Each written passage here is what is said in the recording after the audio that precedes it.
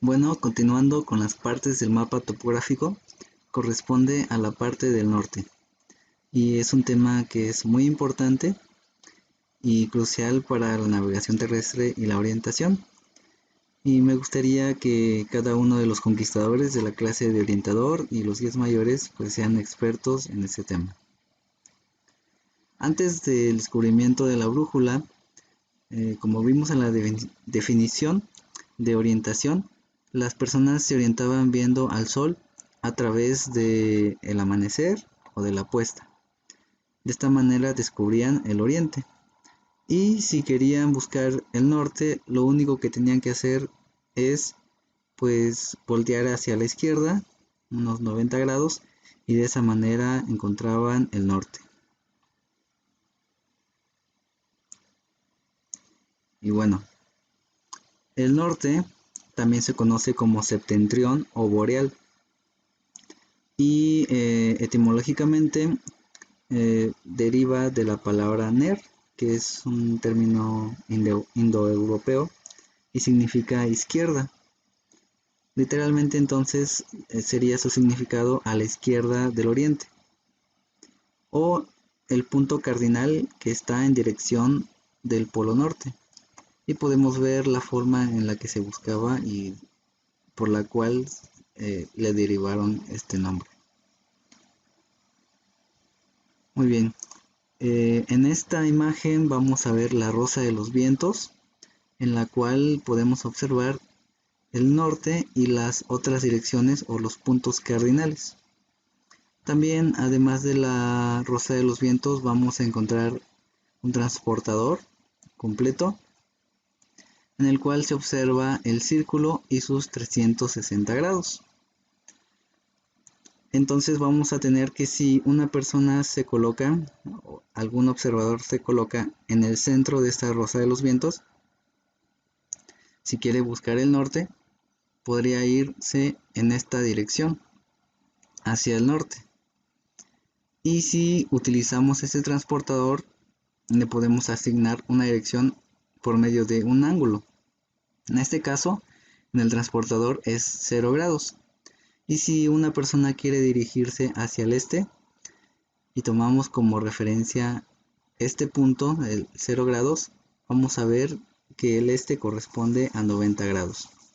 Esto debido a que el ángulo es una forma de poder medir una dirección o la diferencia entre un punto de referencia o una dirección de referencia y otra. Y ya que estamos hablando de dirección, pues vamos a ver su etimología, que proviene de directionis, de latín, que significa alineamiento o línea recta. Así que estamos parados y vamos a alguna dirección, tenemos que ir a ella desde un punto inicial o un origen hacia el destino en línea recta. Y bueno, en la rosa de los vientos siempre vamos a tener al norte como nuestra referencia. Y al norte se le asignan los 0 grados en este transportador y siempre lo vamos a medir de esta manera. Vamos a tener que cada uno de los puntos cardinales le va a corresponder entonces un ángulo con respecto al norte. De esta manera el este estaría correspondido a 90 grados, el sur estaría a 180 grados, el oeste a 270 grados y de esta manera se cerraría el círculo con 0 grados. En esta rosa de los vientos vamos a ver que el oeste está representado por la letra W. Esto con el fin de que ya estamos hablando de grados y de números. Lo que se trata es evitar que se confunda la O de oeste con un número. Así que se utiliza la W de west en inglés, que significa oeste. De esta manera podemos ver que cada uno de los puntos cardinales tiene un ángulo con respecto al norte. Y la diferencia entre una dirección y otra la podemos medir a través de grados. Y también podemos decir que un ángulo va a ser el desplazamiento de un vector o de un rayo con respecto a un origen. En este caso, pues entre el norte y el este hay 90 grados. Y ya que estamos hablando también de grados, vamos a ver que los grados se pueden anotar en diferentes sistemas. Por ejemplo, tenemos el sistema sexagesimal, que va a constar de grados, minutos y segundos, donde, por ejemplo, en un círculo de 360 grados, un grado va a corresponder a una subdivisión de 60 minutos y un minuto va a corresponder a 60 segundos. En otras palabras, si yo tengo esta línea que corresponde a 0, la separación entre esta línea y la siguiente va a ser de 1 grado. Pero si yo quisiera ir en una dirección que no coincide con alguna de estas líneas, voy a tener una fracción o un grado no completo. Y la manera en la que representamos esto es a través de minutos y segundos. Aquí vamos a ver un ejemplo. Tenemos un grado con 30 minutos y 0 segundos. Esta es la forma en la que se anota en el sistema sexagesimal. Si lo queremos representar o anotarlo en el sistema decimal, vamos a tener que va a corresponder a 1.5 grados. Y esta va a ser la diferencia en la denotación en los diferentes sistemas, sexagesimal y sistema decimal. Aquí lo que estamos diciendo es que tenemos un grado entero, un grado, y 30 minutos, que es la mitad de un grado. En este caso, en el sistema decimal, la mitad se representa con 0.5. Y si quisiéramos representarlo en fracciones, vamos a ver que tenemos el grado completo más un medio. Espero haber sido claro en este punto. Y aquí tenemos los puntos cardinales principales o laterales. Hay expresiones como los 4 vientos, que significa que estamos hablando de los puntos cardinales principales. Y vamos a tener puntos cardinales, colaterales. En este caso, el noreste va a ser una dirección que va a estar entre el norte y el este, y esta dirección va a partir este ángulo, va a ser una disección de este ángulo en dos partes iguales, por lo tanto va a tener 45 grados. De la misma manera, entre el noreste y el este va a haber un ángulo de 45 grados y así sucesivamente. De tal manera que, pues, si nosotros tomamos el norte como 0, cada uno en el sentido horario, o sea, con respecto en dirección de las manecillas del reloj, vamos a tener los diferentes ángulos de estos puntos cardinales. Y también podemos incluso partir esta dirección entre el norte y el noreste, también podemos hacer una división.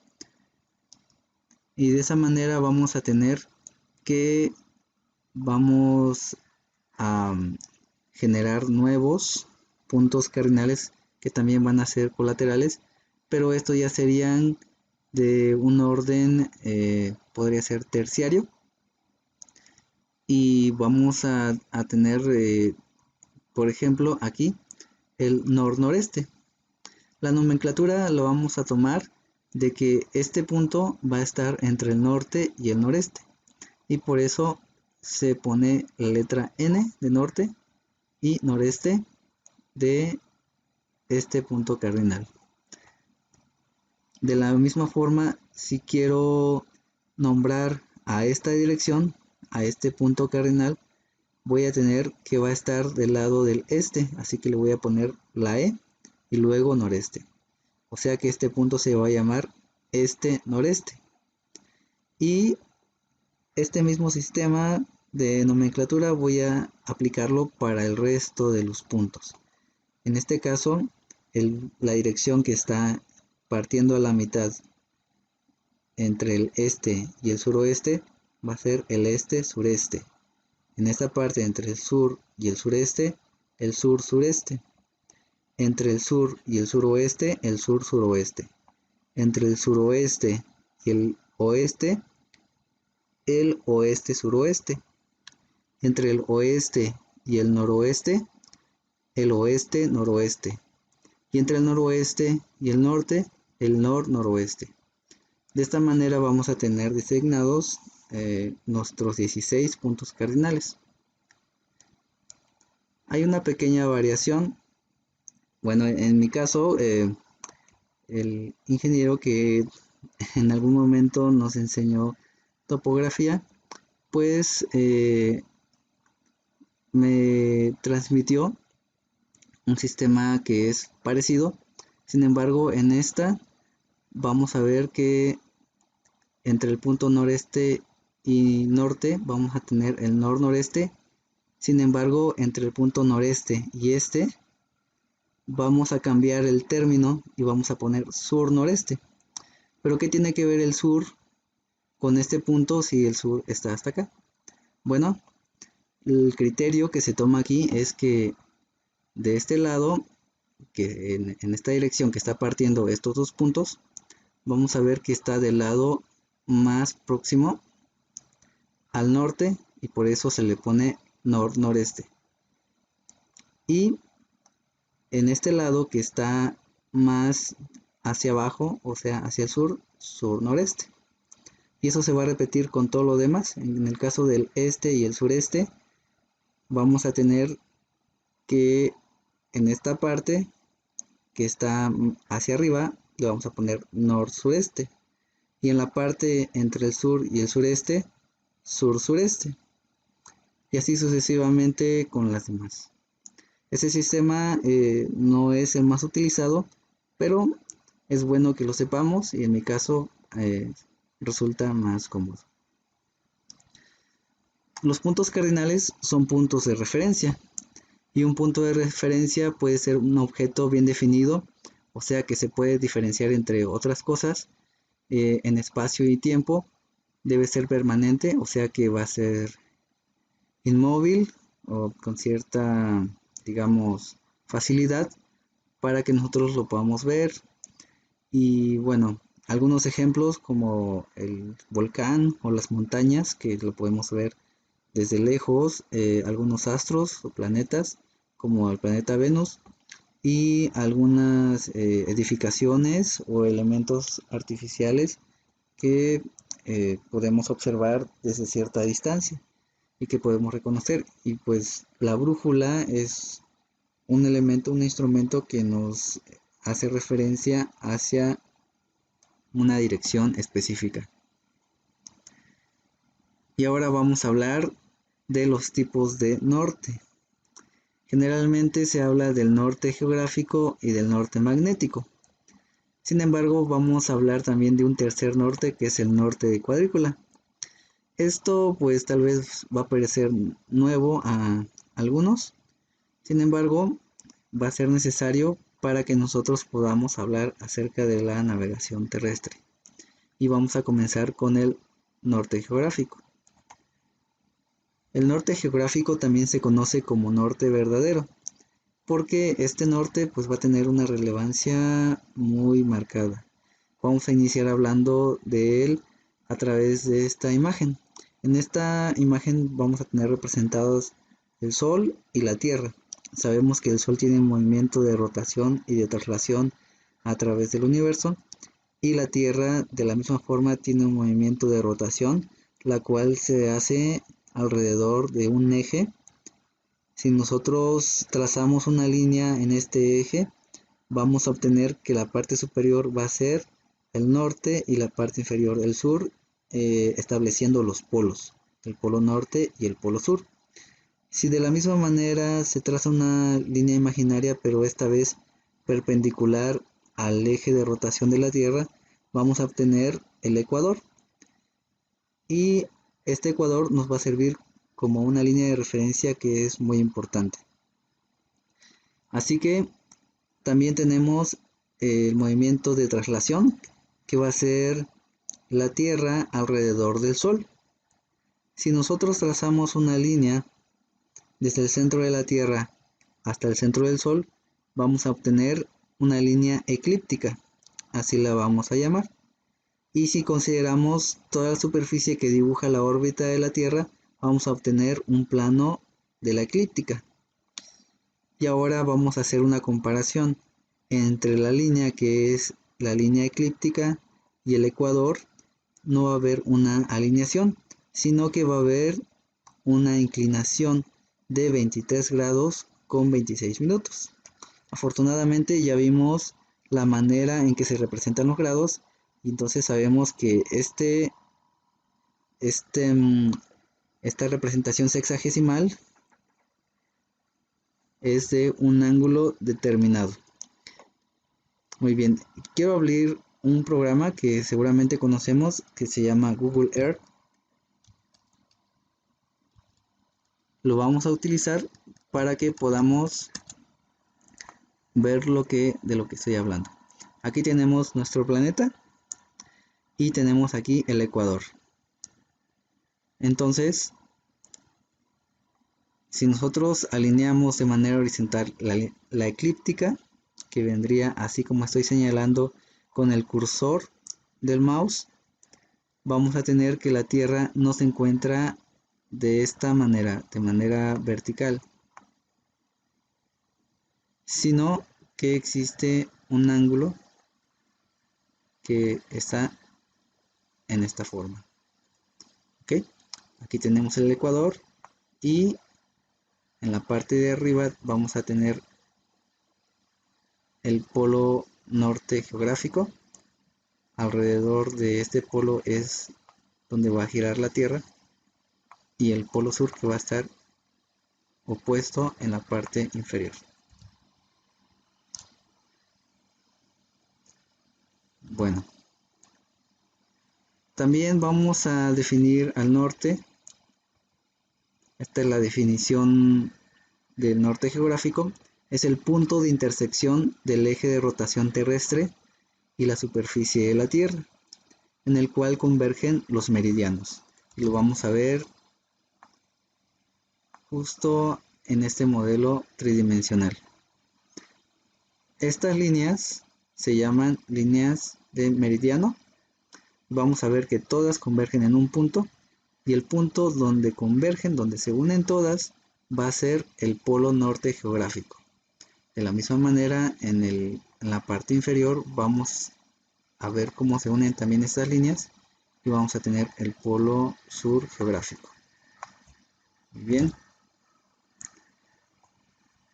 Ok, aquí tenemos unos diagramas, unas figuras simples de cómo están distribuidas las líneas imaginarias. Como todos sabemos, tenemos las líneas verticales, que son los meridianos, y estas van a tener una línea principal que va a ser el origen, que es el meridiano de Greenwich. Pero del otro lado vamos a tener también, en este caso aquí está dibujada la línea que es el meridiano cero o primer meridiano. Del lado opuesto, del otro lado del mundo, vamos a tener un antimeridiano, y esto es lo que representa esta línea. Todas las líneas meridianos nos van a servir para poder diferenciar puntos en cuestión de desplazamiento horizontal. A estos desplazamientos horizontales nosotros les vamos a llamar longitud. Y si observamos acá, tenemos el norte, el sur, el este y el oeste, lo cual me indica que si por ejemplo hay un desplazamiento o una posición hacia la derecha de este meridiano cero, vamos a tener una longitud este. Si hay una posición o un desplazamiento hacia la izquierda, vamos a tener una longitud oeste, que es un desplazamiento horizontal. Ahora si me voy a esta otra representación donde está el ecuador, que es la línea perpendicular al eje de rotación de la Tierra, vamos a obtener otras líneas paralelas a este que van a ir ascendiendo de manera vertical. Así que estas líneas me van a servir como auxiliares, como referencias para medir los desplazamientos verticales, a los cuales yo les voy a llamar latitud. todo lo que pasa hacia arriba o todo el desplazamiento hacia arriba del ecuador va a ser latitud norte y lo que va hacia abajo va a ser latitud sur. Y bueno, si yo pongo un punto del centro de la Tierra, como es el caso de estos puntos que están aquí representados, voy a ver que puedo obtener, por ejemplo, en este caso, aquí con respecto a un plano horizontal, voy a obtener un ángulo dependiendo de la posición donde esté. En este caso, este punto está desplazado del meridiano 0. Entonces voy a tener una dirección del meridiano 0 y otra dirección hacia el punto donde yo estoy. Y la manera de medir este desplazamiento va a ser mediante un ángulo. Este ángulo, si es hacia la derecha o hacia el este, va a ser positivo. Y si es hacia la izquierda o hacia el oeste, va a ser negativo. De tal manera que voy a tener dividido el planeta en un lado derecho y en un lado izquierdo. Y cada mitad va a estar dividida en 180 grados. En el caso de esta representación vamos a tener un plano vertical. Si yo trazo una línea desde el centro de la Tierra hacia la altura del ecuador, voy a tener una línea horizontal. Y si yo me encuentro en este punto o hago un desplazamiento hacia ese punto, voy a obtener la dirección hacia el ecuador y la dirección hacia el punto en un desplazamiento vertical. Esto yo lo puedo medir a través de un ángulo, que va a ser un ángulo de un desplazamiento vertical. De tal manera que aquí tengo una latitud norte o superior. Si yo tengo un movimiento o un desplazamiento hacia abajo, voy a tener una latitud sur. Hacia arriba va a ser una latitud positiva y hacia abajo va a ser una latitud negativa. Más adelante, cuando veamos coordenadas geográficas, vamos a profundizar más en esto. Y en estas imágenes vamos a ver la graduación que vamos a tener con respecto a la longitud y a la latitud. En la longitud tenemos dos partes de 180 grados y en el caso de la latitud vamos a obtener 4 cuadrantes.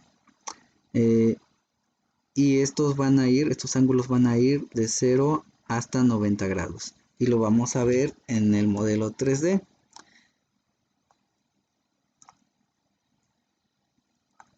Aquí vamos a ver cada una de las graduaciones. Si nosotros nos vamos al primer meridiano o al meridiano 0, esto va a tener una magnitud de 0. Pero conforme yo me voy desplazando hacia la derecha, vamos a obtener una longitud este y cada meridiano va a tener un ángulo específico hasta que yo llego a 180 grados. Puede ser hacia el este o hacia el oeste. Como ven, aquí está representado el oeste con una W y al final vamos a llegar hasta 180 grados. De la misma manera, en las líneas paralelas vamos a tener ángulos que van a medir el desplazamiento vertical. En este caso, las que van hacia arriba son latitud norte. Aquí vamos viendo la secuencia de cómo va esto aumentando, 25, 35, hasta llegar a 90 grados, que vendría coincidiendo con el polo norte geográfico. Y hacia abajo va a ser una latitud por debajo del ecuador, una latitud sur, de la misma manera hasta 90 grados. Muy bien.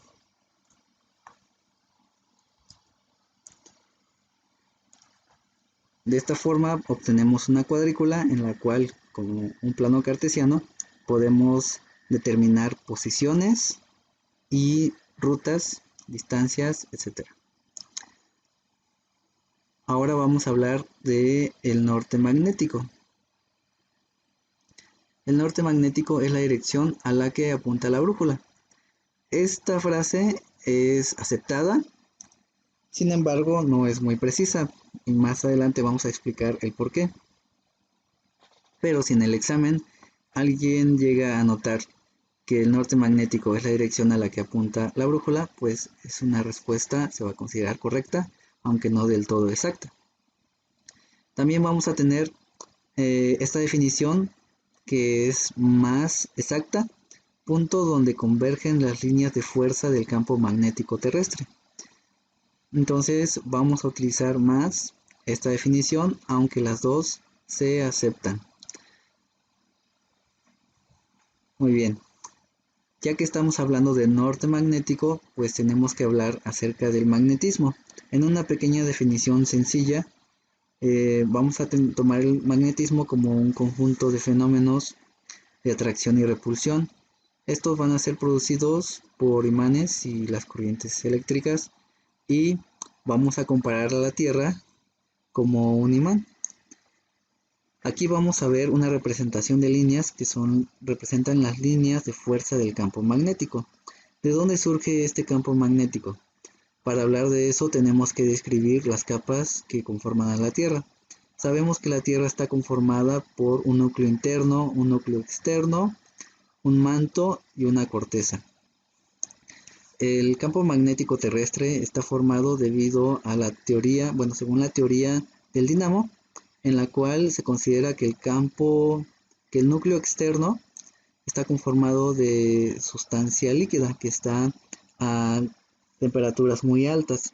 Sin embargo, aquí existen gradientes de temperatura, o sea, diferencias de temperatura, que van a ser como cuando hervimos una sopa. Vemos que cuando está hirviendo la sopa va a haber movimiento de agua. Este movimiento se va a deber a la diferencia de temperatura que hay en el agua. Esto provoca el movimiento.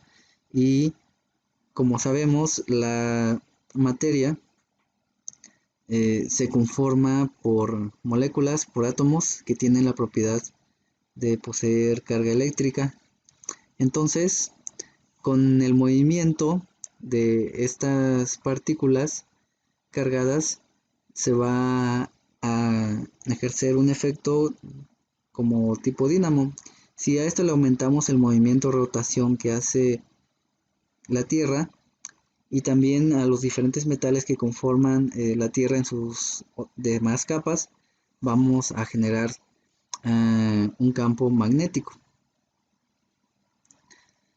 Bueno, estos son algunos datos que son obtenidos de la doctora Cecilia Irene Caballero, que pues es una excelente catedrática de la Universidad Nacional Autónoma de México en el área de geología.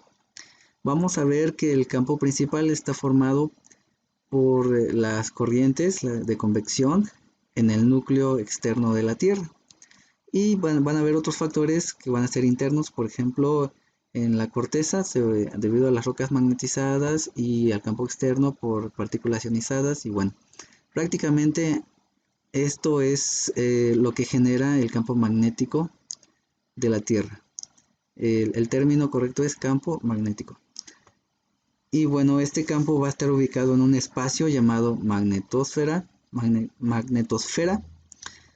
La magnetosfera va a tener la función de protegernos de los vientos solares que viajan a través del espacio y que podrían ocasionar daños a la Tierra. Si el campo magnético no existiera, la vida no sería posible en la Tierra. Algunos efectos de los vientos solares pues es que los satélites son sacados de su órbita, y también podrían haber efectos que podrían acabar con la vida en nuestro planeta. Muy bien. Ahora que tenemos en vista este pequeño dibujo, vamos a ver que está representado un imán. Este imán va a ser dipolar, va a tener un polo norte y un polo sur. y vamos a ver estas líneas que representan las líneas de fuerza del campo magnético y tienen una dirección de norte a sur debido a la atracción que hay entre el polo norte y el polo sur. Pero me pueden decir también que esta imagen está de cabeza debido a que el norte está hacia abajo y el sur hacia arriba, pues la configuración de los polos magnéticos de la Tierra son aproximadamente así. El norte, que tiene carga positiva, va a estar hacia abajo y el sur, que tiene carga negativa, va a estar hacia arriba. O sea que si nosotros queremos hablar en términos estrictos, en realidad el polo norte magnético está cercano al polo sur geográfico y el polo sur magnético está cercano al polo norte geográfico.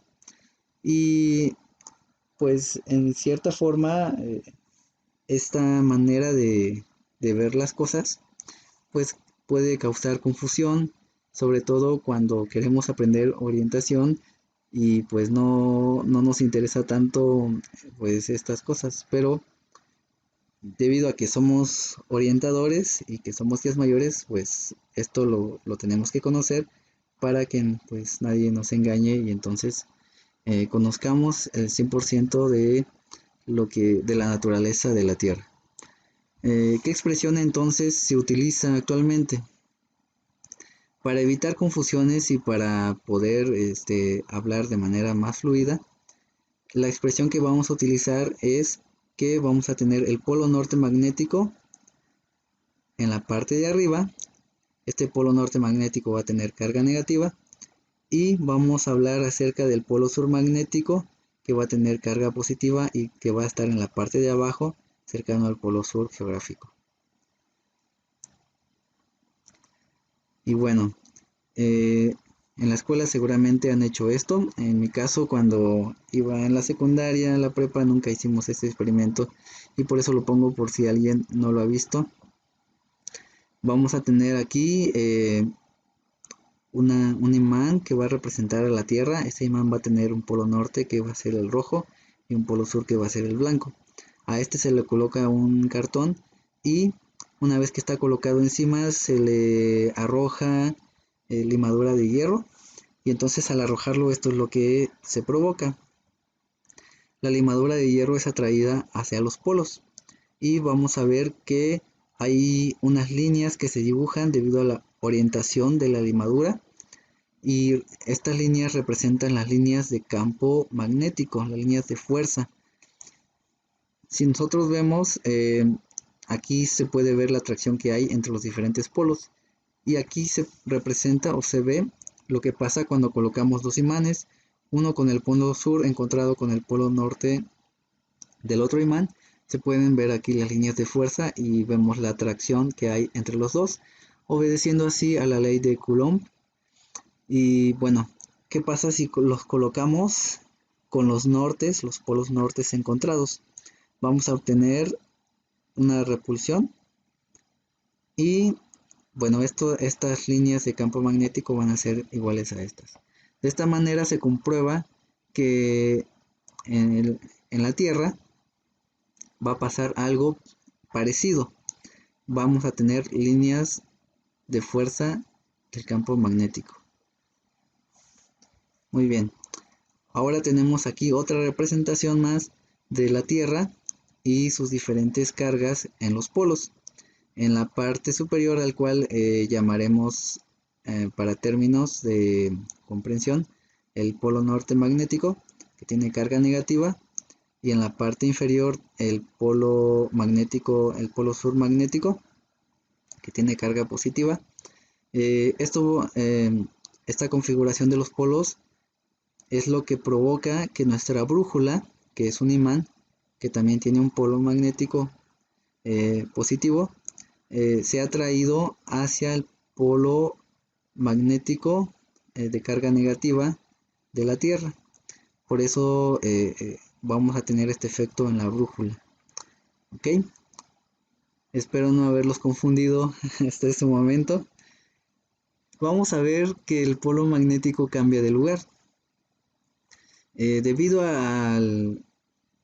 a los fenómenos dinámicos que ocurren en el centro de la Tierra y también en el exterior o en la superficie, este polo va a cambiar con el paso del tiempo.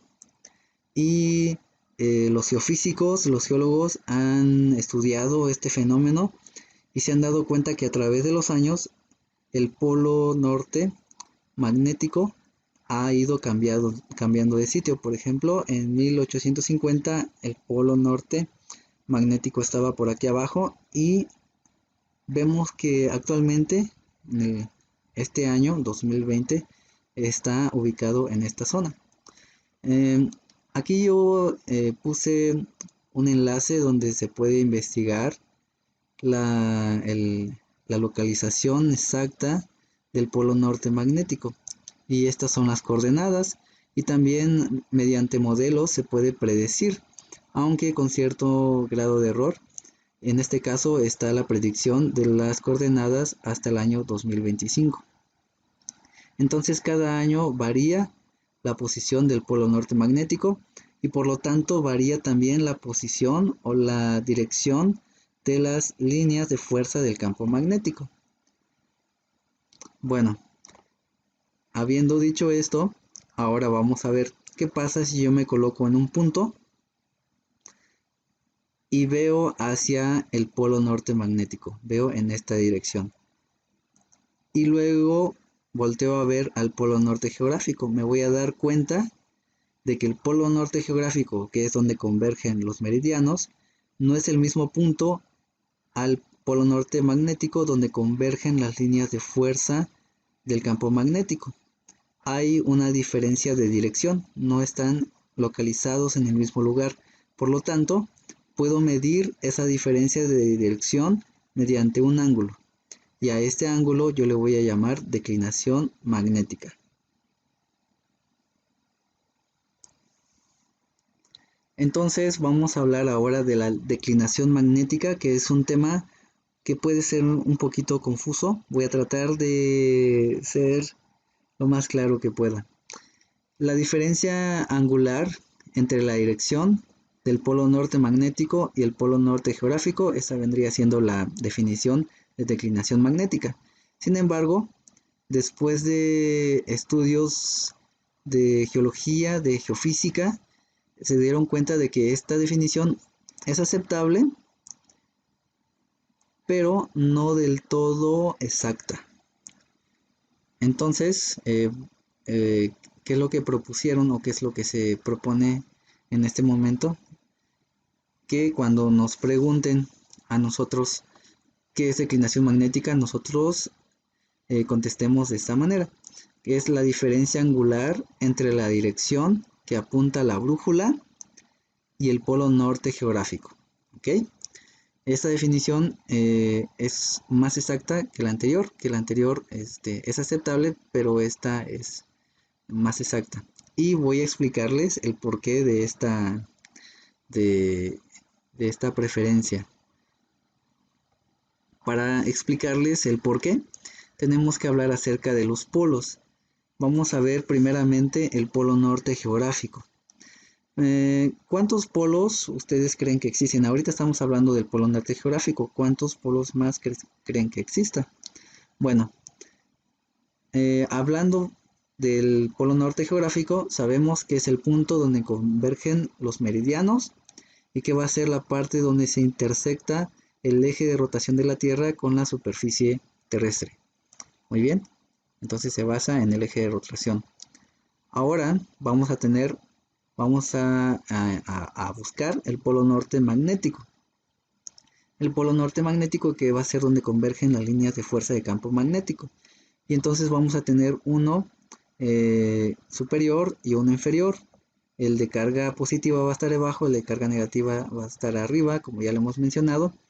Y entonces se va a deber a la carga magnética natural.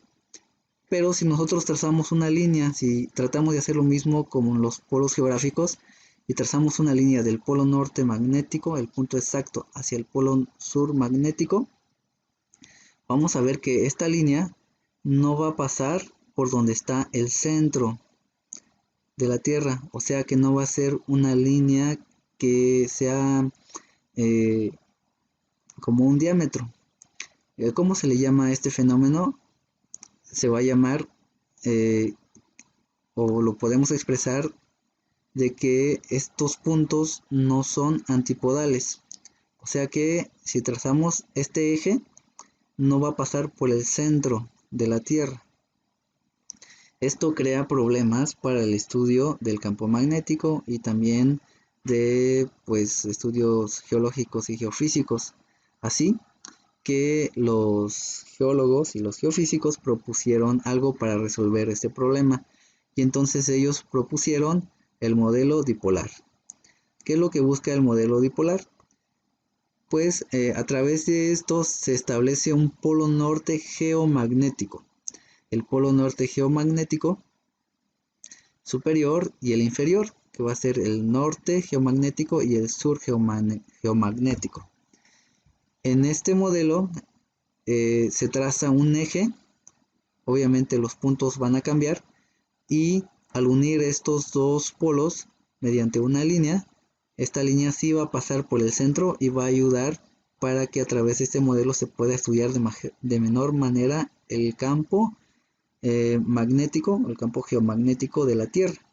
Así que de esta manera solucionaron el problema del polo norte magnético.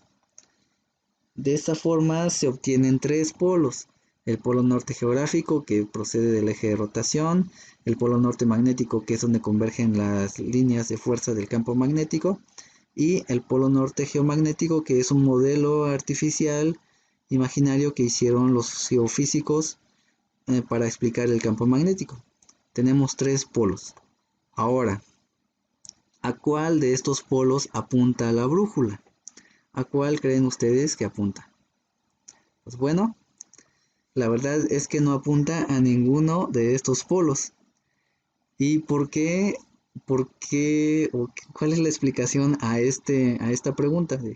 O más bien a esta afirmación de que no apunta a ninguno de ellos. Vamos a ver que la aguja de la brújula se alinea de manera paralela a las líneas de fuerza de campo magnético. Y estas líneas de fuerza de campo magnético no necesariamente están orientadas hacia alguno de estos polos. Entonces, lo que apunta a la brújula es un norte magnético virtual, o sea, un norte magnético que pues prácticamente, o sea, no va hacia ningún polo específico, sino que solamente se alinea con eh, la dirección de una línea de campo magnético. Así que esta es nuestra brújula. Aquí tenemos nuestra brújula, y en el caso de que nosotros estemos parados acá, nuestra brújula va a apuntar en dirección de esta flecha, siendo que el polo norte magnético va a estar acá y el polo norte geográfico va a estar acá, y a ninguno de esos puntos, incluso el polo geomagnético va a estar cerca de entre estas dos, y a ninguna de ellas va a apuntar la brújula, sino con respecto, va a ser paralela a las líneas de fuerza del campo magnético. Y es por eso que la declinación magnética va a ser el ángulo que se forma entre el norte geográfico y la dirección a la que apunta la brújula. Por eso la razón de que el término de declinación magnética que apunta hacia el polo norte magnético sea inexacta, porque en realidad la declinación magnética va a ser el ángulo entre la dirección que apunta la brújula y el polo norte geográfico. Muy bien. Vamos a ver esto mediante el modelo 3D. Aquí en Google Earth voy a hacer aparecer algunos vectores. Primero que nada, quiero que vayamos todos juntos hacia un punto específico de la Tierra. ¿Qué les parece si vamos a la cima de el Iztaccíhuatl, que es un volcán inactivo? Muy bien, supongamos que yo estoy aquí en la punta del volcán Iztaccíhuatl y puedo ver hacia los diferentes rumbos. Ok, quiero orientarme, así que voy a sacar mi brújula y una vez que saqué mi brújula aquí, voy a obtener un norte magnético, el norte magnético al que apunta mi brújula. Ok, y ahora, ya que tengo esta facilidad de estar usando esta aplicación, quiero ver si esta línea coincide con alguno de los polos. Así que me voy a ir volando, me voy a alejar y me voy a ir volando hacia los polos a ver si es que esta línea coincide con alguno de ellos. Y vean hasta dónde se proyecta esta línea, la línea que apunta mi brújula, y voy a ver acá, en esta parte, hacia dónde estoy apuntando. Vemos que aquí está el polo norte geográfico donde convergen los meridianos. Y vemos que la línea que apunta mi brújula no está hacia esta dirección. Luego, acá voy a tener el polo norte magnético que va a estar ubicado durante este año. Las coordenadas que nos dan, bueno, que son las coordenadas exactas para este año. Y estoy comprobando que no, efectivamente no apunta hacia este también. No tengo aquí registrado el polo norte geomagnético, pero tampoco es el punto a donde apunta mi brújula. Mi brújula está apuntando entonces hacia un norte magnético virtual, que está determinado por una línea de fuerza del campo magnético. Entonces, vamos a ver. Hacia este punto hacia este punto se dirige la dirección de la aguja de mi brújula. Ok, entonces vamos a ver el norte geográfico o el norte verdadero, hacia donde, si me lleva hacia el polo norte geográfico, voy a ver que esta vez esta línea que estoy trazando a partir del punto de donde estoy va a coincidir en este caso con el norte magnético. Voy a añadir otras líneas más. Esta línea azul corresponde al norte verdadero o al norte geográfico y lo voy a comprobar. Esta línea me está uniendo al polo norte con el punto en donde yo estoy parado. Aquí estoy parado. La línea azul es la línea que va hacia el polo norte geográfico, el cual es el norte verdadero. Del lado izquierdo de la línea roja vamos a tener una línea que va en dirección al polo norte magnético, pero a ninguna de las dos apunta mi brújula, se va hacia la derecha. Sin embargo, tengo otra línea roja que es la que vamos a ver en este momento, que va a corresponder a otro tipo de norte. Bueno, ya que vimos hacia dónde apunta verdaderamente la brújula, que es el norte magnético virtual, ahora vamos a ver que el norte magnético virtual varía según el lugar y el tiempo. O sea, va a variar según la zona en el mundo en donde yo esté, y también va a variar de acuerdo al año en el que yo esté. Y es debido a este fenómeno que los geofísicos estudian el campo magnético constantemente y tienen estaciones geomagnéticas, estaciones que detectan o que les ayudan a estudiar los cambios y las anomalías del campo magnético terrestre. Y es por eso que en los mapas se incluye siempre la declinación magnética, por las diferentes variaciones que se van dando en el tiempo y en los lugares. Y siempre que vayamos a hacer una navegación terrestre o incluso marítima, tenemos que corregir siempre la dirección de la navegación. Eso lo vamos a ver más adelante, de la manera, cuál es el método por el cual nosotros lo vamos a corregir.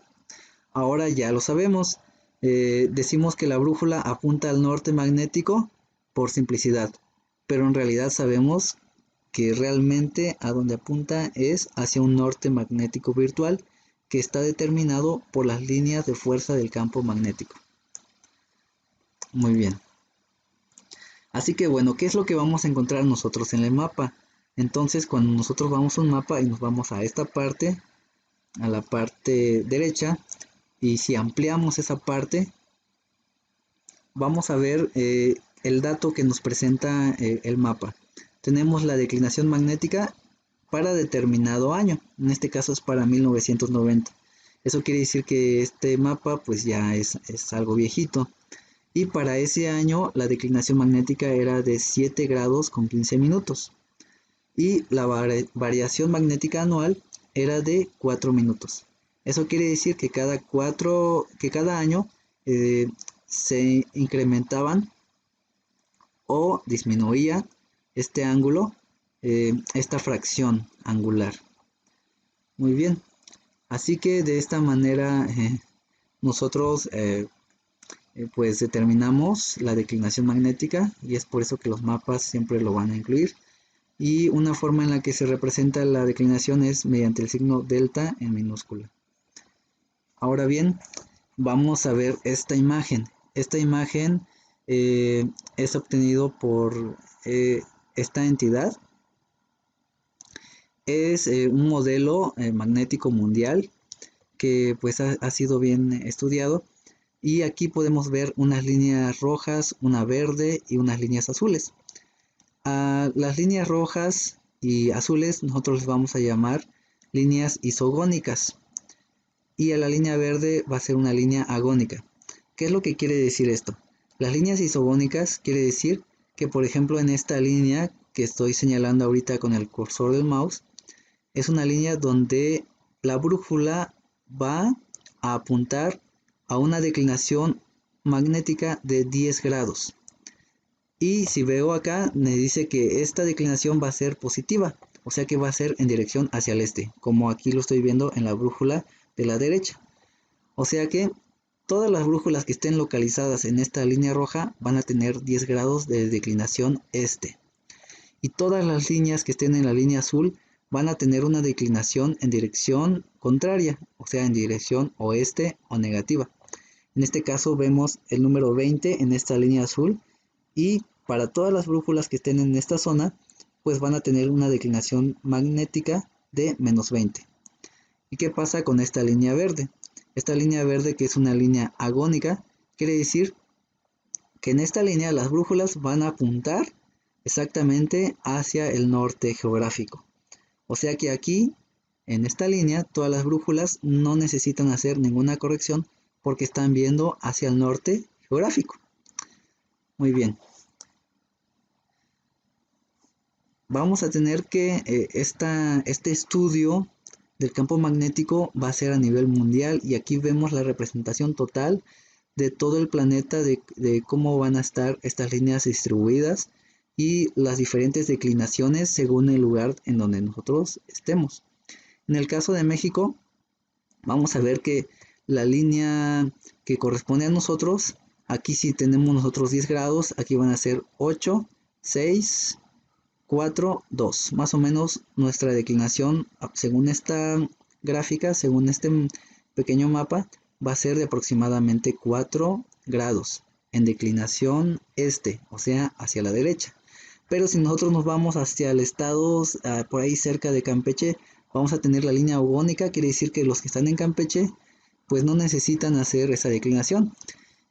Aquí vamos a ver que el INEGI hizo un mapa donde se ven las diferentes declinaciones. Este mapa es útil porque nos ayuda para que nosotros determinemos la declinación que nos corresponde según el lugar en donde estamos en la República Mexicana. Sin embargo, este corresponde al 2010. Y en esta imagen les presento un lugar, una localidad que está en el estado de Campeche que se llama Tiquimul. En esta imagen estamos viendo la iglesia adventista y los conquistadores de la clase de orientador y los guías mayores que pertenecen a esta iglesia, si apuntan con su brújula hacia el norte, no van a tener ninguna declinación magnética, o sea que va a ser igual a cero. Eso quiere decir que no tienen que hacer ninguna corrección y ya solamente con ver su brújula ya están viendo hacia el norte, al norte geográfico. Muy bien.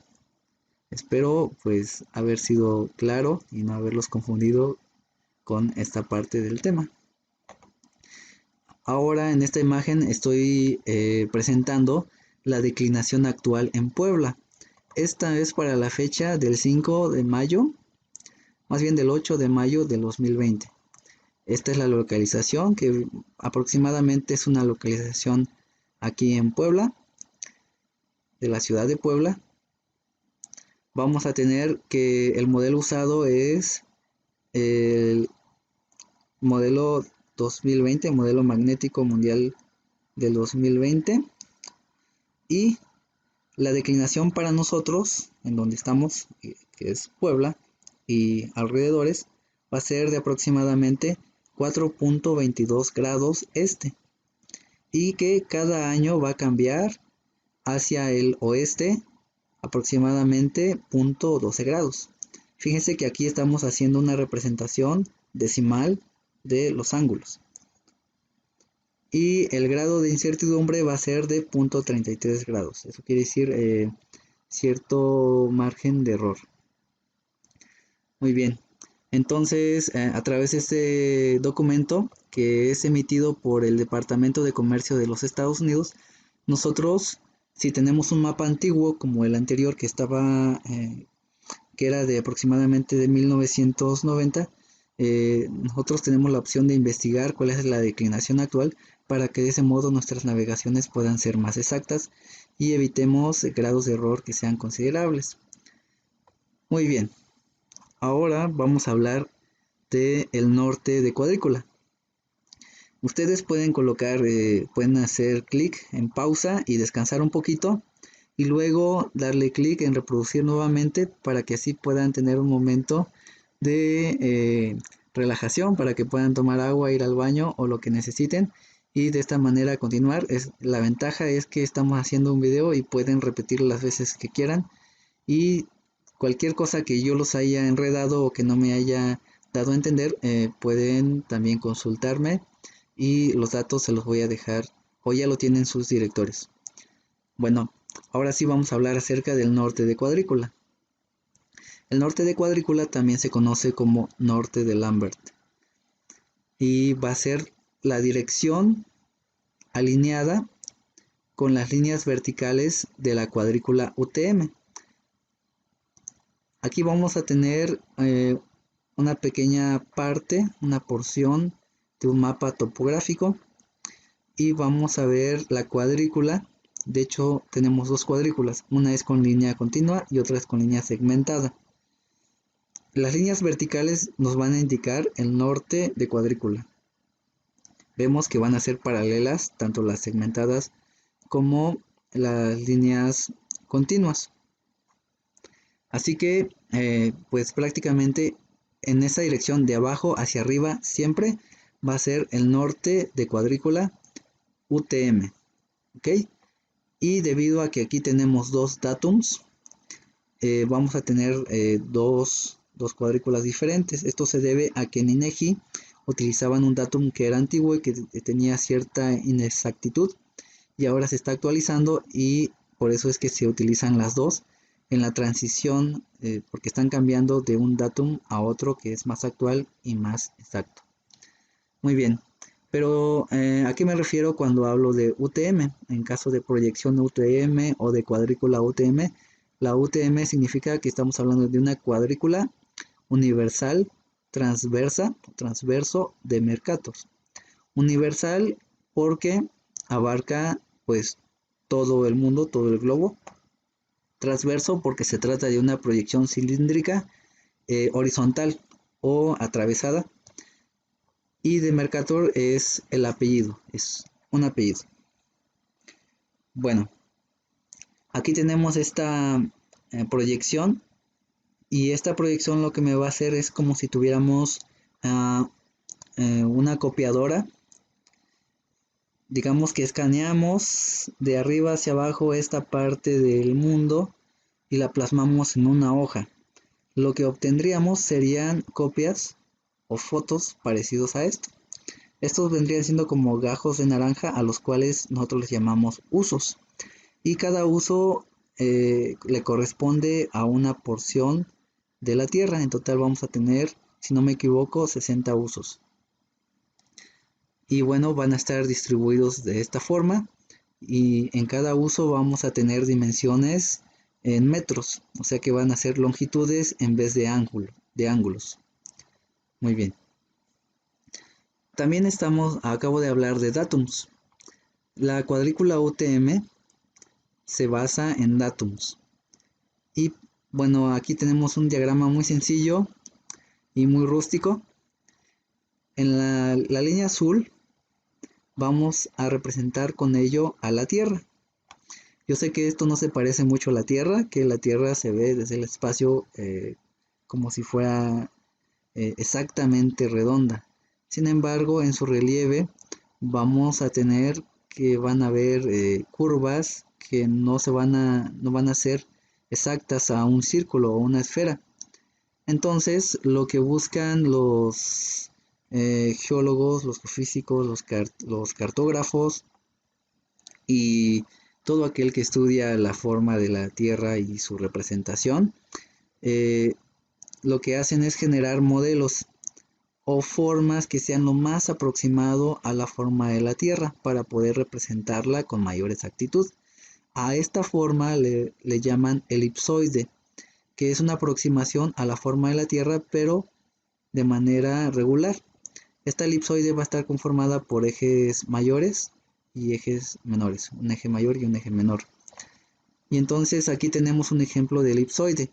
En el caso del el datum global WGS84, es uno de los datums o un datum que va a tener una buena aproximación a la forma de la Tierra, y por eso va a ser muy utilizado en los mapas actuales.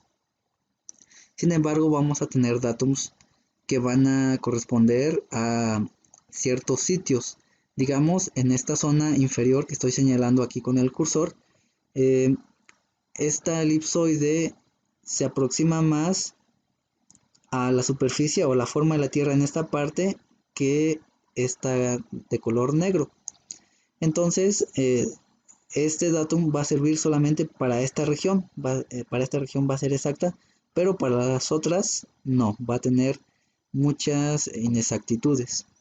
Y bueno, es por eso que este datum se utiliza solo para cierta región del mundo.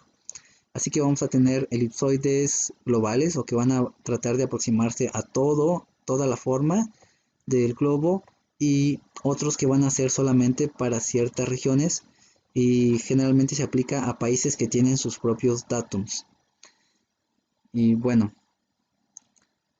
también, bueno, recalcar que la forma de la Tierra no es elipsoide, no es redonda o esférica, sino que va a ser geoide porque va a tener una forma peculiar. Ahora vamos a ver en nuestro mapa. En nuestro mapa vamos a encontrar que algunos textos nos hablan acerca de los datums que utilizan. Por ejemplo, acá en esta sección del mapa nos dice que el datum ITRF 92 de la época 1988.0 está representada por las líneas segmentadas, y el datum NAT 27 va a estar representado por las líneas continuas. ¿Ok? Entonces aquí nos están hablando de diferentes datums. En el caso del datum NAT 27, su nombre vendría siendo o es el datum norteamericano de 1927. Por eso recibe el nombre de NAT 27.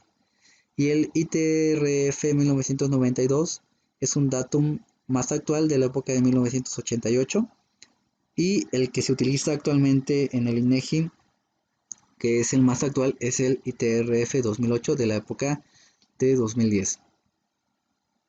En la elipsoide, la que vamos a encontrar comúnmente en los mapas de INEGI va a ser el elipsoide de Clark de 1866 y el GRS 80, que es también el más actual.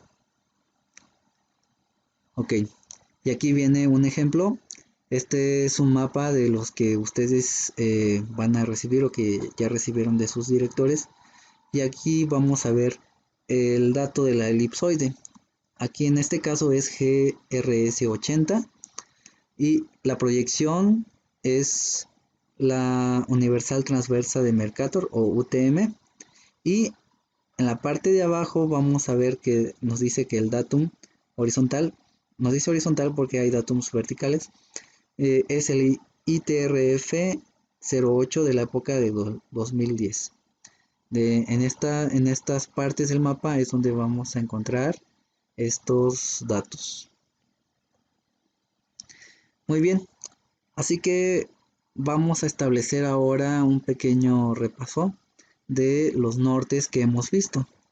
Vimos que el norte geográfico parte del eje terrestre, que en él, eh, bueno, se dirige hacia donde convergen los meridianos, que es donde se encuentra el polo norte geográfico.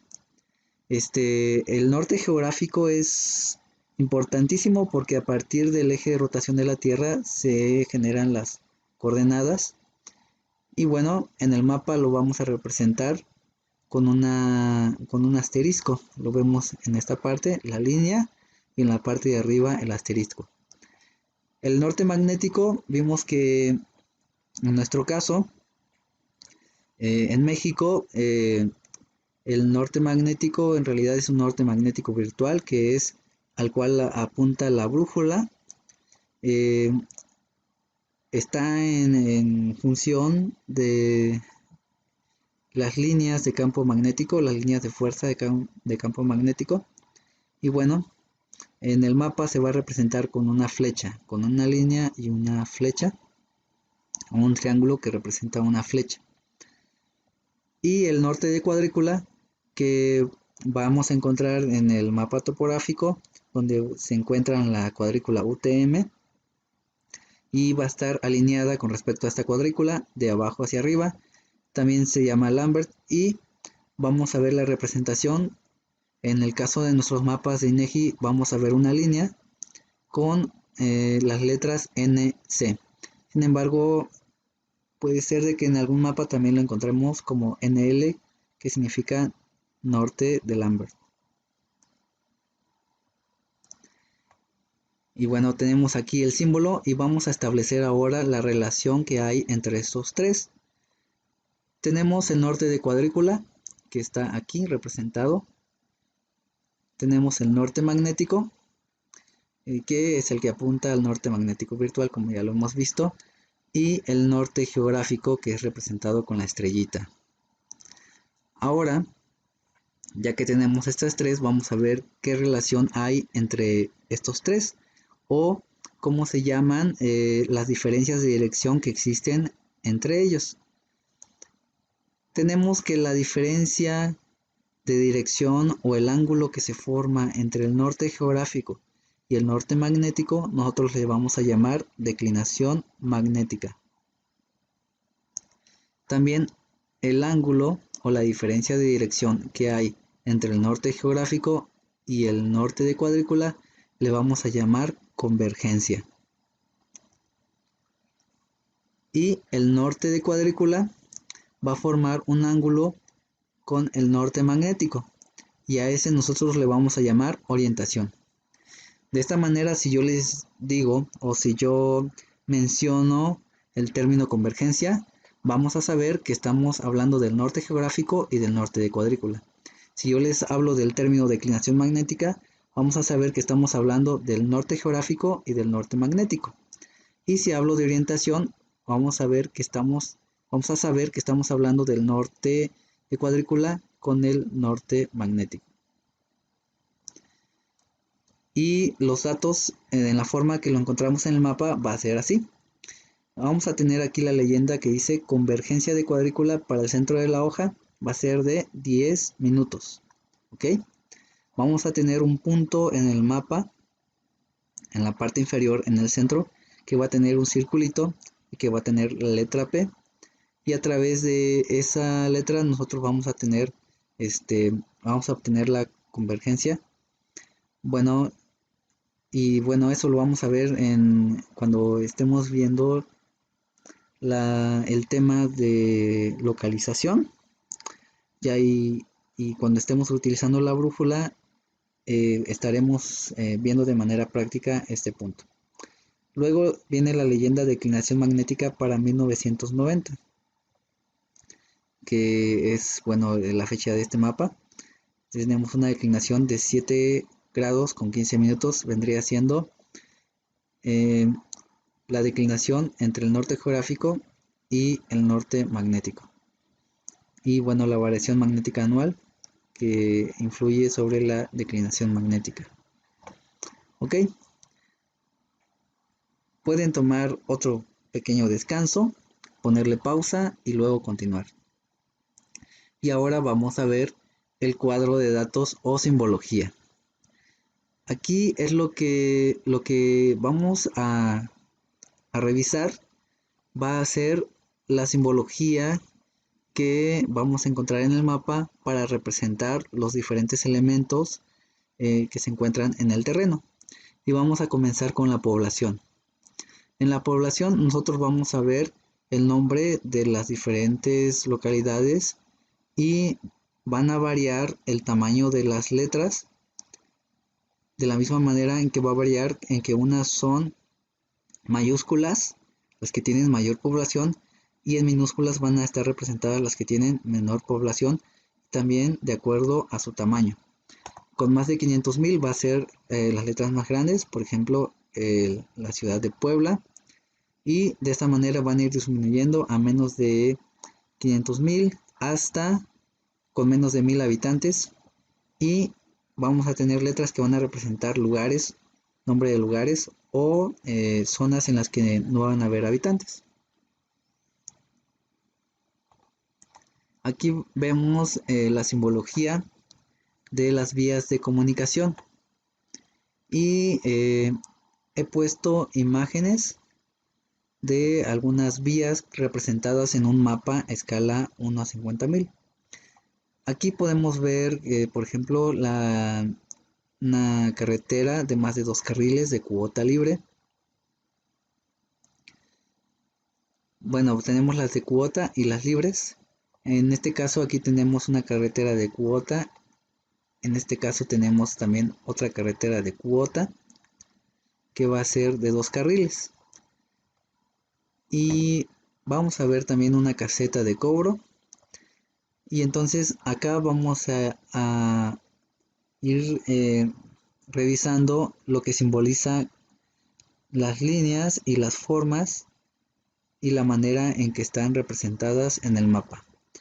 Por ejemplo, el número de carretera, ya sea federal o estatal, se va a ver en esta parte, y aquí tenemos una carretera federal que corresponde a la 150. Y bueno, vamos a ponerle pausa a donde ustedes tengan duda y van a poder hacer ustedes las anotaciones en el caso de los conquistadores en su cuadernillo y en su especialidad, en el caso de conquistadores y guías mayores, para que puedan completar con esa parte del requisito. Vamos a ver los diferentes tipos de comunicaciones, que es a través de estaciones de ferrocarril, a través de carreteras, de veredas, brechas. Eso lo vamos a poder ir viendo y corroborando o comparando en nuestro mapa. Bueno, antes de avanzar, quiero mostrarles las variaciones que pueden haber en un mapa de 1 a 50,000 con un mapa de 1 a 20,000. En este caso me voy a ir a un mapa de escala 1 a 20,000. Es el mapa E14, B42D. Aquí vamos a ver que la simbología va a variar en algunas cosas. Por ejemplo, estamos viendo aquí las carreteras que van a estar representadas por segmentos de color, a diferencia de la escala 1 a 50.000 donde solamente se van a representar líneas. Y bueno, voy a pasar algunas partes de este mapa para que ustedes lo revisen con calma y ustedes vean cuáles son las diferencias que existen entre estos dos. Bueno, ahora nos vamos hacia la parte donde están representados los aeropuertos. En este caso, hay un aeropuerto en uno de los mapas que están disponibles para que se les fuera enviado a los directores. Ustedes pueden buscar. La idea es que ustedes revisen todos los mapas que tienen a su disposición a través de su computadora y de esa manera ustedes puedan ver cómo es que es la simbología y cómo están representados ya en el mapa. Aquí, por ejemplo, podemos ver el aeropuerto que se va a diferenciar según la forma, si es internacional, si es nacional o si es local. También vamos a ver una pista pavimentada del mismo aeropuerto o una pista de tierra que va a estar con líneas segmentadas. También vamos a ver algunas líneas de conducción, por ejemplo las telefónicas, las eléctricas, las de conducto superficial o que van por fuera de la tierra o que van por dentro de la tierra, que son conductos subterráneos, como hacen la diferencia a través de líneas segmentadas y líneas continuas. Los acueductos, que son superficiales o subterráneos, están representados los subterráneos por líneas segmentadas y los superficiales por líneas continuas. Y lo vamos a poder ver y vamos a comprobar que no necesariamente tienen que ser líneas rectas, sino que van a poder presentar alguna curvatura, de acuerdo a cómo se encuentre en la realidad. Ahora, en cuestión de las vías de comunicación, más bien, bueno, aquí está el rótulo, hay una equivocación en el rótulo. Aquí estamos viendo los límites. Y aquí les estoy presentando un mapa donde está la colindancia entre México y la República de Guatemala. Y la manera en que se representa este límite internacional. Vemos que son líneas más gruesas y que son segmentadas. Lo podemos ver en este acercamiento. Y en la parte izquierda vamos a ver que en algunas partes debe tener algunos cuadritos donde se ven la mojonera. Vamos a tener algunos puntos geodésicos también. Esto no es necesario que ustedes lo sepan, son cuestiones para el estudio de los mapas y para en el caso de que nosotros querramos hacer un mapa que se base en este. Ahora vamos a ver los rasgos culturales. Tenemos representados las escuelas, templos, los edificios de asistencia médica. Las partes que son construcciones o que son edificaciones, generalmente las vamos a ver representadas en color negro. Las edificaciones, algunas las vamos a ver en color gris. Y las casas aisladas, pues vamos a tener como unos cuadritos pequeños. Las áreas urbanas, que lo vamos a ver mucho en los mapas, van a ser áreas con una traza de calles y van a ser de color amarillo. Y luego vamos a ver cercas, bardas o divisiones con líneas formando diferentes figuras de acuerdo a los límites establecidos en la ciudad. Algunos sitios de interés van a estar marcados con un nombre, por ejemplo, estas líneas, estos cuadros que son con líneas segmentadas, pues generalmente van a tener un nombre para saber qué es lo que representa. Aquí tenemos la representación de un cementerio, que son cruces pequeñitas dentro de un rectángulo. Algunos elementos como muros de contención, Estructuras elevadas. En este caso vamos a ver una estructura elevada y aquí tiene su leyenda que dice tanque elevado. Tenemos aquí el círculo y el punto. También en este caso está un cementerio y aquí también es otra forma de representarlo. Los estanques tanques de agua u otros depósitos van a estar representados de esta manera. Algunos son muy pequeños y puede ser un poco difícil encontrarlos en el mapa, pero en el caso de este lugar donde estoy señalando con el cursor, con el puntero, vamos a ver que hay un tanque de agua y tal vez a simple vista sea un poco difícil de ver, pero analizándolo, que ustedes revisen sus mapas, van a ir viendo las diferentes maneras en que se representa. Ahora vamos a ver a manera de representación y no tanto viendo la teoría o la forma en que vamos a utilizar las curvas de nivel. Las curvas de nivel nos van a representar alturas y bueno, son líneas de color café y las curvas principales van a estar acotadas o van a tener el número que va a equivaler a su elevación. Van a ser más negritas. La curva de nivel ordinaria va a ser con una calidad o con un grosor menor. Las curvas de nivel auxiliar es probable que no las veamos mucho, al igual que las curvas de nivel aproximada. Nos interesan más las primeras dos. Y vamos a ver algunas como las depresiones, o sea que son hundimientos o zonas que están hacia abajo, que son líneas que van a tener perpendiculares, segmentos perpendiculares. En el caso de la parte donde estoy señalando ahora, vemos que hay una depresión, que en esta parte hay como una zona que tiene un nivel inferior, como si fuera un agujero. Ok, ahora vamos a ver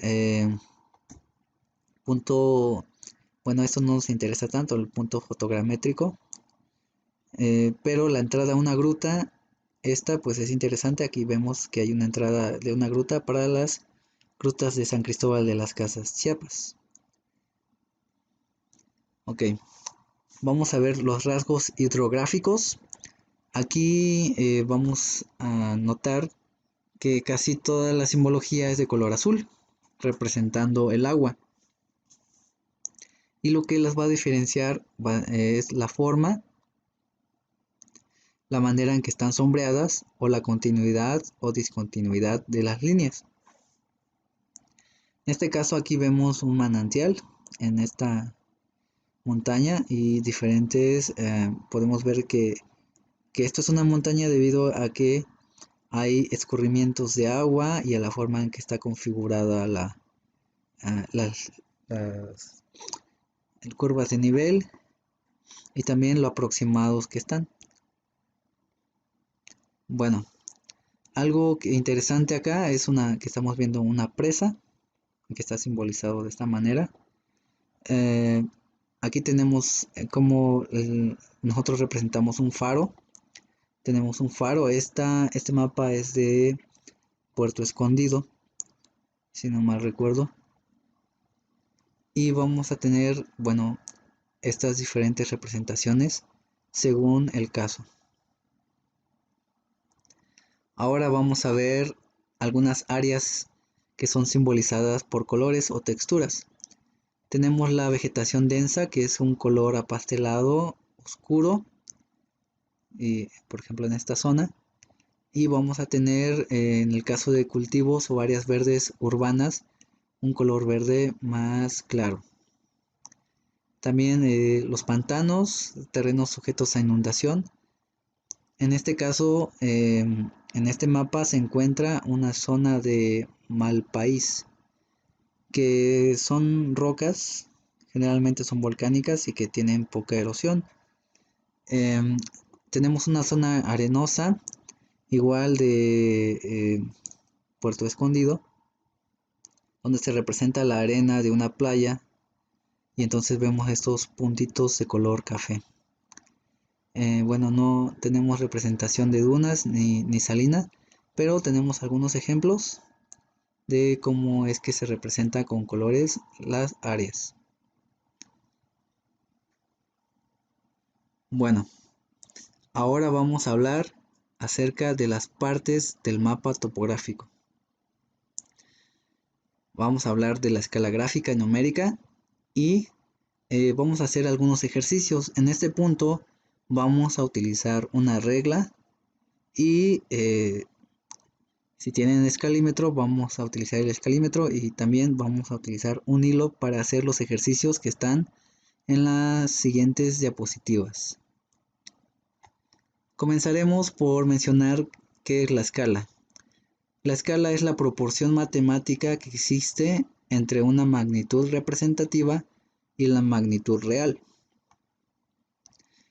Aquí estoy mostrando la imagen de cómo se va a presentar. Vemos en la parte de arriba la escala numérica y abajo la escala gráfica, de la cual estamos por hablar en este momento. Aquí hablamos de una escala de 1 a 50.000, el mapa, y aquí hablamos de una escala de 1 a 20.000. Muy bien. Aquí tenemos un ejemplo de la magnitud representativa. Es lo que nosotros vamos a ver en el plano impreso, en el papel. Y vamos a tener aquí, por ejemplo, una medida pequeña que puede ser en centímetros o en milímetros, dependiendo lo que nosotros estemos estudiando. Y vamos a tener por el otro lado la magnitud real, donde va a ser la medida, la distancia o la altura, ya con las medidas reales en el terreno físico. Ahora, hablando de la escala, existen regularmente dos tipos de escala en los mapas, que es la escala numérica y la escala gráfica. Estos los vamos a encontrar en todos los mapas topográficos. Y hay un tipo que no aparece en todos los mapas, que es la escala por equivalencia. En realidad, este no vendría siendo un nombre, debido a que no es algo que aparezca en todos los mapas, no es algo estandarizado. Y bueno, este es el nombre que yo le di debido a la forma en que se utiliza. Y lo vamos a ver más adelante. Muy bien, tenemos entonces, vamos a comenzar a hablar de la escala numérica. La escala numérica va a estar conformado por diferentes partes. Aquí tenemos un ejemplo de una representación numérica de la escala. Como lo vamos a ver en el mapa, nos lo van a presentar de esta manera: la carta topográfica y la escala, en este caso 1 a 50.000. También lo vamos a tener en la parte inferior del centro y en el centro del mapa. Y aquí está la parte numérica. Y bueno, tenemos el número. Aquí tenemos el 1, 2 puntos y luego 50.000, donde vemos que el 1 es la magnitud representativa y el 50.000 va a ser la magnitud real. Muy bien, la magnitud representativa va a ser la medida en el papel y la magnitud real va a ser la medida, aquí, bueno, en realidad es la medida en el terreno físico, en el terreno real, ¿ok? Bueno, para que nosotros podamos determinar cuánto mide cierto lugar o cierta área de estudio, lo que tenemos que hacer es asignarle un patrón de medida, o sea, milímetros o centímetros. En este caso aquí estoy señalando a la magnitud representativa, que es 1, y le estoy asignando milímetros, o sea que estoy hablando de 1 milímetro. Y voy a establecer una igualdad. Por ejemplo, aquí tengo 1 milímetro es igual a 50.000 milímetros. Lo que acabo de hacer es establecer una igualdad y en esta igualdad estoy proponiendo un patrón de medida que va a ser igual tanto para la parte representativa como para la parte real. Aquí otro ejemplo, aquí tengo 1 centímetro, es igual a 50.000 centímetros en esta escala. Vuelvo a repetir, si tengo la escala 1 a 50.000, es entonces como si tuviera que 1 milímetro representa 50.000 milímetros. Eso quiere decir que en el plano voy a tener 1 milímetro, pero en la realidad ese milímetro va a representar 50.000 milímetros. De la misma manera, si yo uso centímetros, 1 centímetro en el papel, en el mapa, me va a representar en la realidad 50.000 centímetros. Y de esa manera sencilla yo puedo establecer la equivalencia. Eso quiere decir que una unidad en mi mapa va a ser igual o va a representar 50.000 unidades en el tamaño físico real. Y bueno, no hay que olvidar de hablar de los dos puntos que significa el signo de proporción. Eso quiere decir que vamos a expresarlo de la misma manera, más bien de esta manera, 1 a 50.000 o 1 es a 50.000. Eso simboliza el signo de proporción. Bueno, vamos a hacer un ejemplo. Para este ejemplo me gustaría que ustedes intentaran hacerlo si es que llegan a imprimir su mapa o si es que pues tienen una pantalla más o menos grande a su disposición. Vamos a utilizar el mapa con la clave E14B42 que seguramente sus directores ya les han hecho llegar y corresponde a Huejotzingo. Es la parte, el mapa donde podemos ver el volcán Popocatépetl e Iztaccíhuatl. Bueno, entonces vamos a comenzar. Extraje una pequeña porción de este mapa que corresponde al aeropuerto Hermano Cerdán. Esto se encuentra en Huejotzingo, Puebla.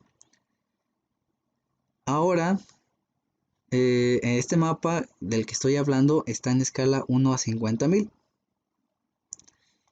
¿Qué es lo que quiero hacer? Lo que quiero hacer en este ejercicio es determinar cuál es la distancia que tiene la pista de aterrizaje del aeropuerto Hermano Cerdán. Quiero saber cuánto mide. Así que lo primero que voy a hacer es tomar mi regla. Saquemos todos nuestra regla y vamos a ver cuánto mide en centímetros. Desde el inicio de la pista hasta el final. Y una vez que determinamos el valor o cuánto tiene de longitud en centímetros, lo vamos a anotar. Tenemos que al final son 7.2 centímetros. Así que vamos a establecer nuestra equivalencia y lo vamos a hacer a través de una regla de 3. En esta parte yo he anotado la magnitud representativa y la magnitud real utilizando la escala 1 a 50.000. Quiere decir que aquí voy a tener 1 centímetro, va a ser a 50.000 centímetros. O sea que 1 centímetro va a representar 50.000 centímetros en el plano, más bien en la realidad, en el estado físico real. Ok. Ahora, una vez que anote esto, en la parte de abajo voy a anotar el dato que ya tengo, que es 7.2 centímetros, que es lo que acabo de medir ahorita con mi regla. Quiero saber a cuánto equivalen estos 7.2 centímetros. Si 1 centímetro es a 50.000 centímetros, 7.2 centímetros a cuánto equivaldrá. Así que esa va a ser mi incógnita y a eso le voy a asignar la variable x. Así que, ¿a qué va a equivaler x? Lo que voy a hacer es una regla de 3. Entonces voy a anotar x es igual a, lo que voy a hacer aquí es una operación cruzada. Este 50.000 lo voy a multiplicar por 7.2 y una vez que lo multiplico lo voy a dividir entre 1.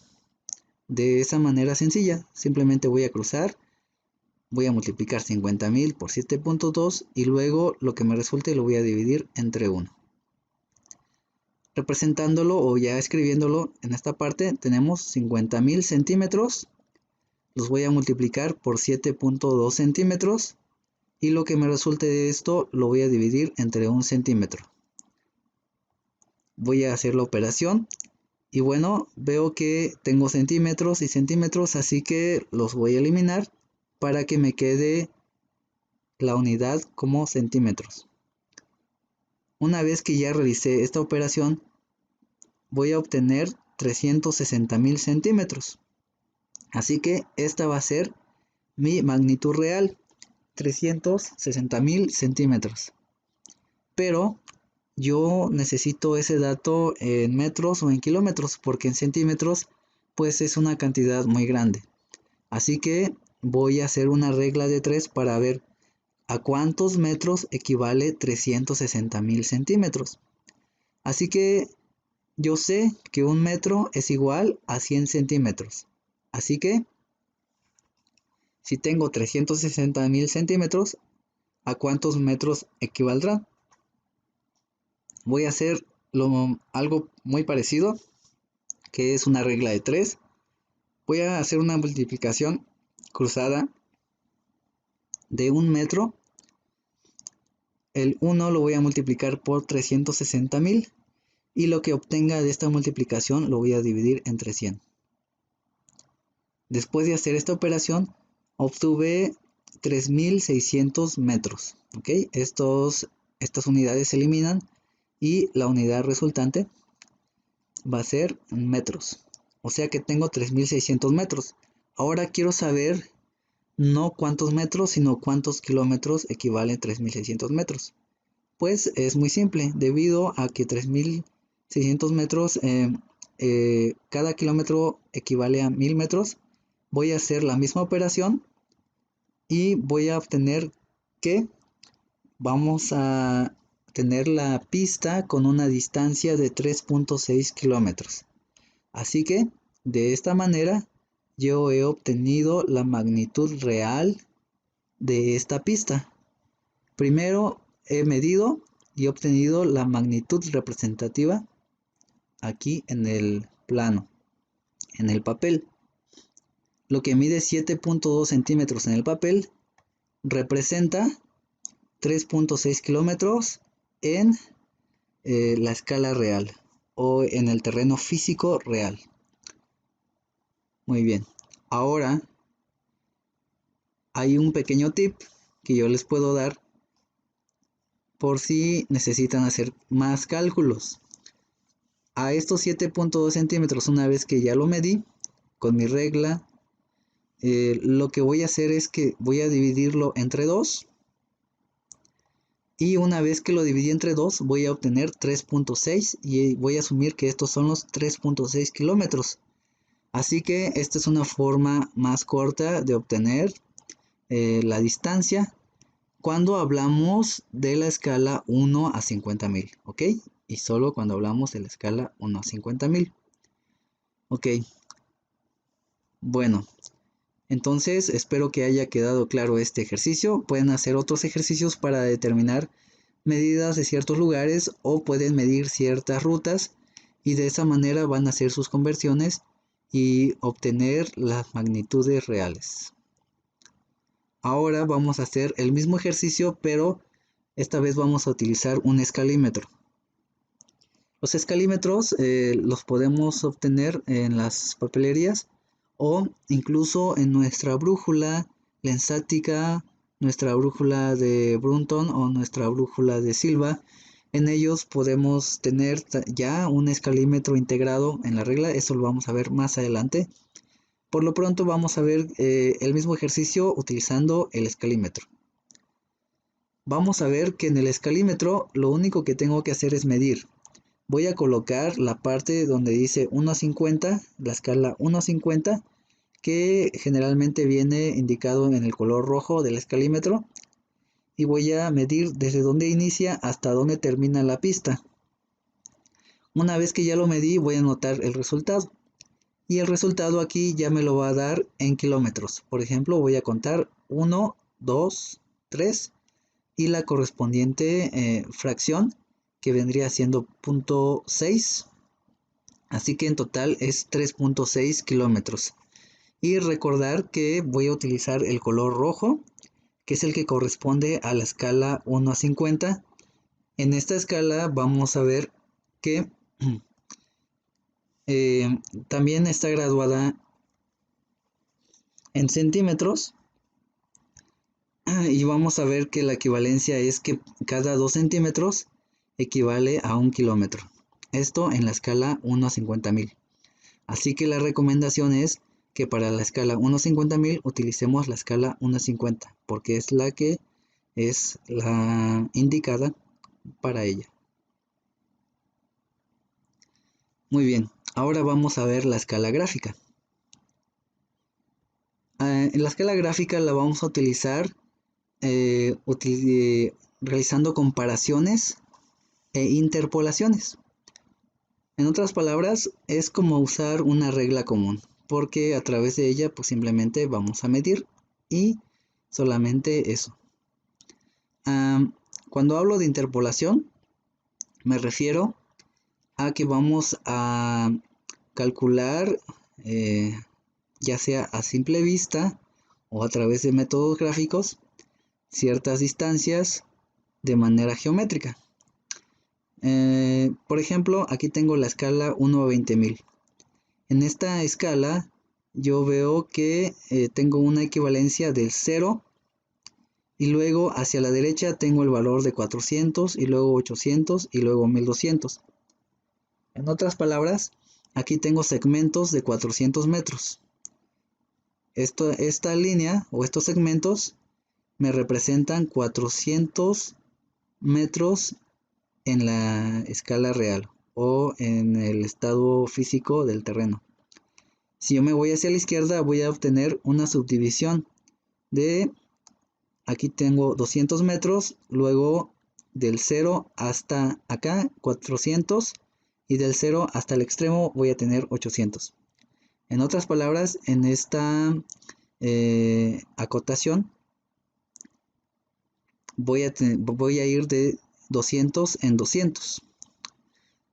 Digamos que yo quiero obtener la medida de 1 kilómetro. Entonces voy a observar cómo es que está distribuido cómo están distribuidos estos valores gráficos. Así que tengo de 0 a 1200. Si entre cada espacio de estos segmentos hay 400, eso quiere decir que la mitad va a equivaler a 200.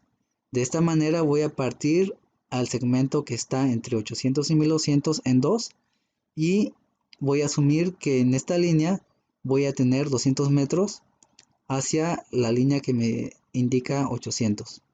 Así que voy a sumar desde 0 hasta 400, luego 800 y luego los últimos 200 me van a sumar 1000 y de esa manera yo voy a obtener la representación del kilómetro.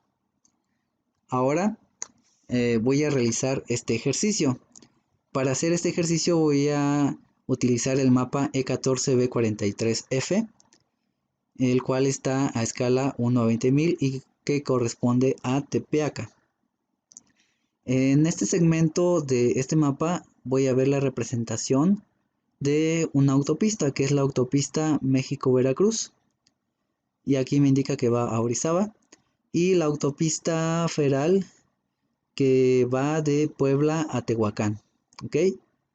Quiero establecer qué distancia hay en este camino. Así que voy a medir cuánto tiene de distancia a través de este camino para poder así saber cuánto tengo que caminar o cuánto tengo que andar en bici. Utilicé este segmento de manera intencional para ilustrar dos direcciones y la manera en que nosotros vamos a utilizar nuestra escala cuando tenemos que seguir algunas rutas que no son rectas. Lo primero que vamos a hacer es que vamos a tomar un hilo o un papel o cualquier cosa que nos sirva para poder medir pequeñas distancias, y entonces de la misma manera en que pude encontrar acá el valor gráfico de 1 kilómetro, lo voy a hacer acá. En dado caso de que sea una distancia más corta, pues voy a hacer la comparación con las distancias cortas. Por ejemplo, aquí tengo 200, 400, según sea el caso. Para este ejercicio, pues voy a ver primero eh, qué tan largo se encuentra la ruta que voy a trazar. Y bueno, una vez que ya tengo bien definido cuánto mide eh, la distancia del hilo, entonces lo voy a poner en la parte del tramo que yo quiero medir. Así que voy a establecer el límite. Quiero medir desde este punto que está representado, que está marcado aquí con esta línea, hacia el otro punto. Así que voy a medir y luego lo que obtenga lo voy a comparar aquí con mi escala gráfica, y al compararlo me doy cuenta de que es igual al primer tramo del 0 a 200. Así que ya que es igual, voy a anotar la distancia que he obtenido, que van a ser de 200. Así que al 200 le voy a sumar la distancia del siguiente tramo. Entonces voy a medir la distancia que tiene el otro tramo con mi hilo o mi hoja, y una vez que ya lo he medido, he obtenido que tiene 400 metros, porque es equivalente a la distancia que hay del 0 al 400. Así que ya tengo mi segunda medida y ya he finalizado de medir el tramo que yo quiero, ya que es una ruta muy sencilla. Al final voy a sumar los 200 iniciales del primer tramo más los 400 metros. En total me va a dar 600 metros. Eso quiere decir que este camino va a ser de 600 metros, y es lo que voy a tener que caminar si quiero dirigirme de la carretera federal hacia la carretera de Cuota, que va de México a Veracruz.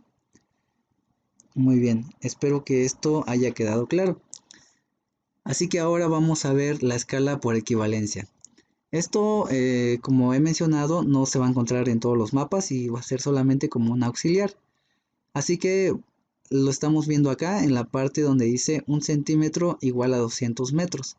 Esto está obtenido de un mapa que es escala 1 a 20.000, y aquí lo que hicieron fue añadir una equivalencia de 1 centímetro para ver cuánto mide en la escala real en metros. ¿Ok?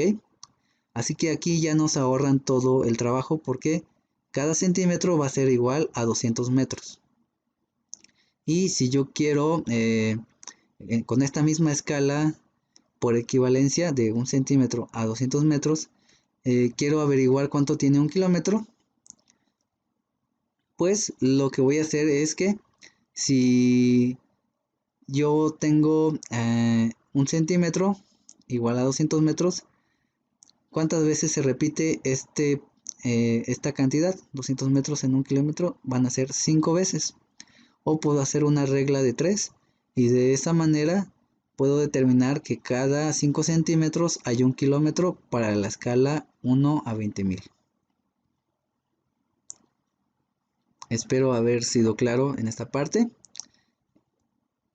Y bueno, esta escala no es, o esta indicación no es tan común, y solamente lo vamos a encontrar en algunos mapas. Así que bueno, lo que me importa más es que se comprenda bien los otros dos métodos, para la escala gráfica y para la escala numérica.